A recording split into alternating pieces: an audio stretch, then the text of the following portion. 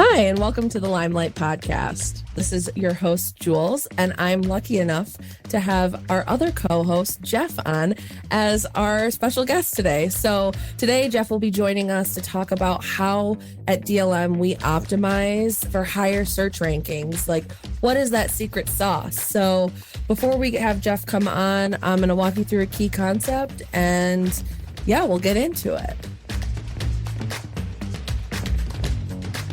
You're listening to the Limelight Podcast, DLM's way of keeping you informed of the latest medical marketing news and insights. Here you'll find expert opinions, real-world situations, and personal stories that will help your practice grow.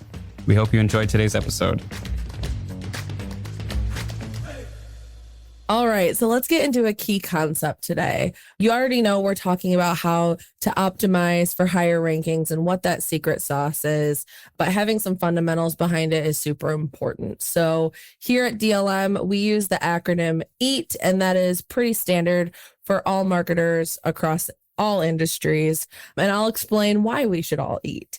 E.A.T stands for expertise, authoritativeness, and trustworthiness. E is important for all different types of search queries, but some more so than others. I mean, if you're just searching for, cute animal pictures, probably less important than, say, searching for a doctor who's going to care for you. So how we break that down a little bit more is we want to highlight your expertise and then create authority on the site. So we'll talk to you about authority in our meetings and how your brand has authority in the eyes of Google and in the eyes of search. And then from there, you're creating trustworthiness with your community. So the whole thing kind of works together, and those words sometimes sound very similar or seem to have similar meanings, but they all perform in different ways to create a higher ranking for your site and for you in overall search. We're bringing in our SEO content writer and co-host of the pod, Jeff.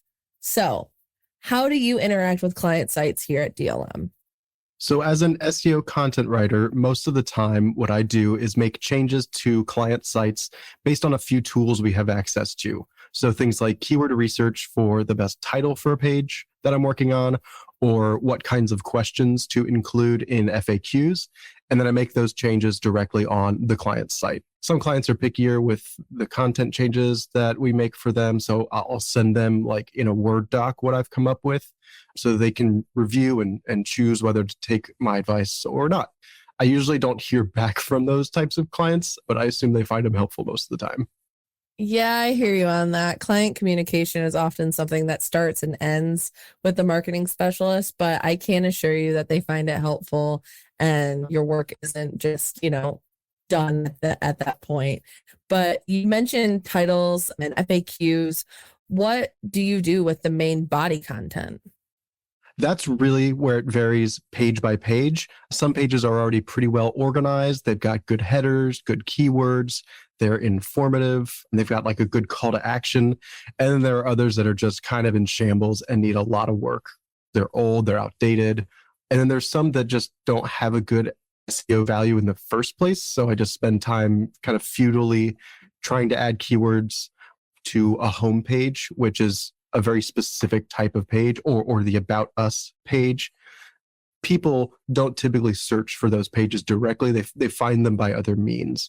There's obviously some SEO value to all those things, but you don't necessarily want 1,000 words of content on the Contact Us page, for example. What you expect to see there is just a clean, quick way to learn how to contact that person or where their address is. So it really varies by the type of page that you're working on and the value that that page has for users of the site. No, that makes perfect sense. I think that's a good segue for us to take a quick break and dive deeper into what practical changes people could make to improve their SEO. One of the best parts of working with DLM is our versatile digital marketing software, DLM Insight. Insight powers medical practices' marketing efforts, giving them real-time access to all their leads, analytics, content, and more. Find out more about Insight and how it can take your practice to the next level by contacting our team online or calling us today.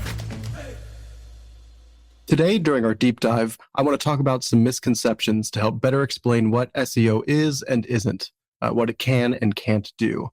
I feel like there's two main misconceptions about SEO as people become more broadly aware of it, yet still don't know maybe specifically how to use it and what it does. First is that it's both an art and a science. Yes, there are concrete, objectively good things you can do to your site to make it functional and rankable in Google results, but there's also a major user experience aspect to consider, and that would be the content and the design side of things.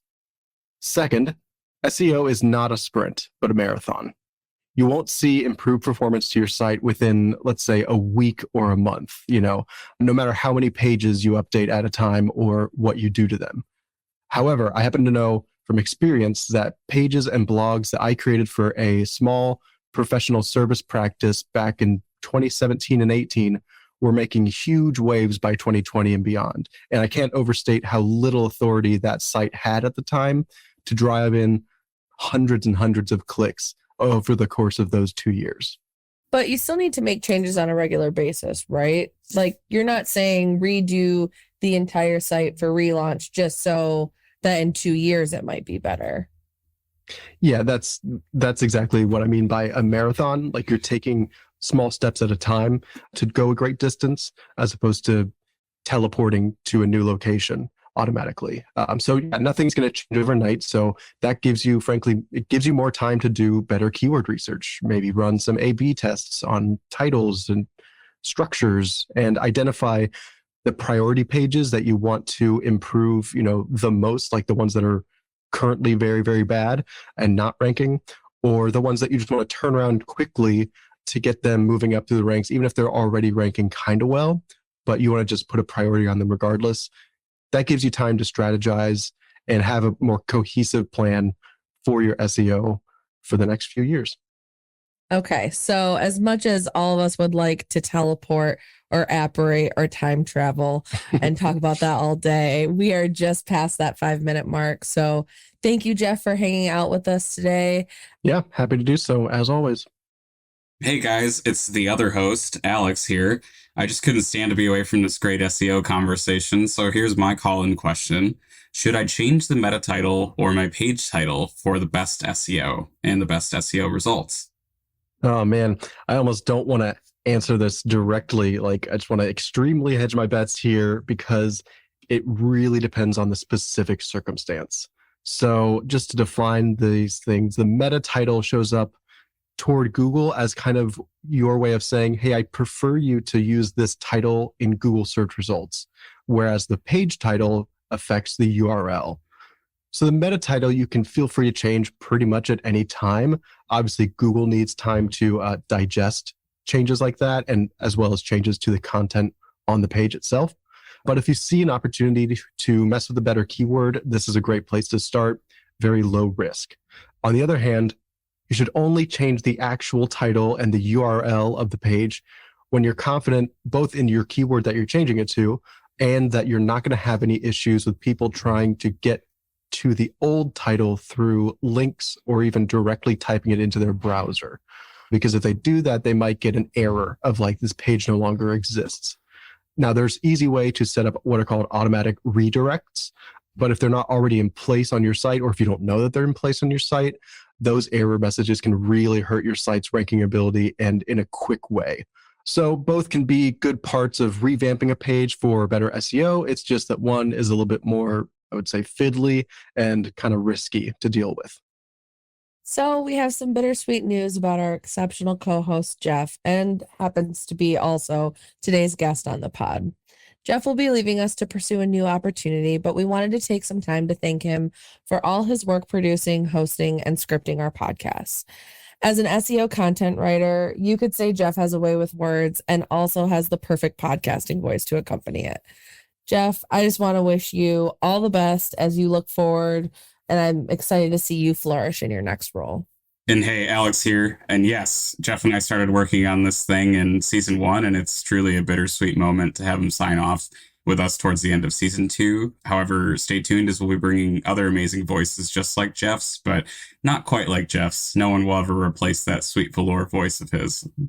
I appreciate those kind word, guys. And yeah, I'm excited for what lies ahead for me. And I've really enjoyed working on this podcast with you during the past few years, both on the podcast and off, frankly. So I appreciate it. Thank you. That's all for today's installment of the Limelight Podcast. Join us next time for more marketing insights and expert advice brought to you by the team at DLM. As always, we'd love to hear your questions and thoughts, which you can always send to info@dlmconversion.com or drop us a line on our website, dlmconversion.com. We hope you'll listen again soon. Thanks.